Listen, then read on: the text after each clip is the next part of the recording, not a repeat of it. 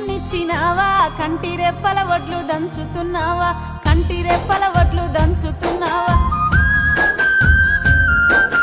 వడ్లు దంచిన పొట్టు శ్రీ పెంట పాలు ఆత్మగల్ల బిడ్డ అల్లుళ్ళ పాలు ఆత్మగల్ల బిడ్డ అల్లుళ్ళ పాలు